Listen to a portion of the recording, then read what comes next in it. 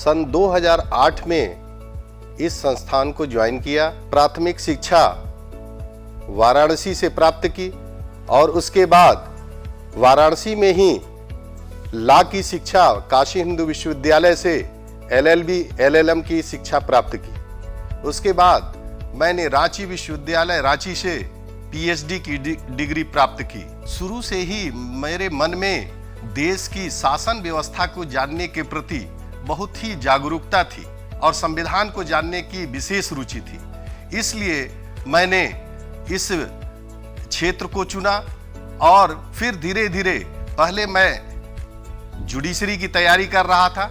उसके उपरांत मुझे लगा कि शायद मुझे शिक्षण क्षेत्र में जाना चाहिए, इसलिए मैं शिक्षण क्षेत्र में आ गया।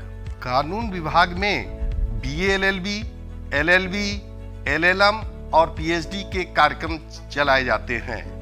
BA LLB के लिए पात्रता इंटरमीडिएट है, जिसमें भी कोई भी छात्र यदि 45% मार्क्स लेके आता है तो उसका एडमिशन हो जाता है एंट्रेंस टेस्ट के आधार पर। उसी प्रकार से LLB के लिए ग्रेजुएशन होना आवश्यक है। वो किसी भी डिसिप्लिन में हो सकता है, चाहे वो साइंस हो, कॉमर्स हो, आर्ट हो।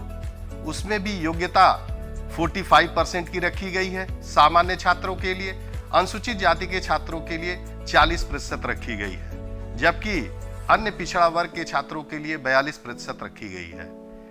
उसी प्रकार से LLM के छात्रों के लिए LLB में 50% अंक प्राप्त होने चाहिए।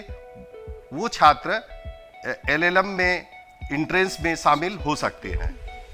PhD के लिए LLM होना आवश्यक है। UGC नेट या फिर यूनिवर्सिटी की रिसर्च एंट्रेंस टेस्ट जरूर पास किया जाना चाहिए। कानून की शिक्षा प्राप्त करने के उपरांत कोई भी छात्र सर्वप्रथम अधिवक्ता तो हो ही जाता है, क्योंकि बार काउंसिल ऑफ इंडिया में रजिस्ट्रेशन के उपरांत वो अधिवक्ता के रूप में पंजीकृत हो जाता है। उसके अलावा भी यदि कोई छात्र न्यायिक सेवा में या फिर प्रोसिक्यूशन साइड में जाना चाहता है, यानी कि सरकारी वकील बनना चाहता है, या फिर कारपोरेट सेक्टर में भी लॉ ऑफिसर बनने की संभावनाएं बहुत ज्यादा रहती हैं, तो छात्रों को हम लोग सलाह देते हैं कि जिस विभाग में आपको जाने की रुचि हो उसमें आप जा सकते हैं।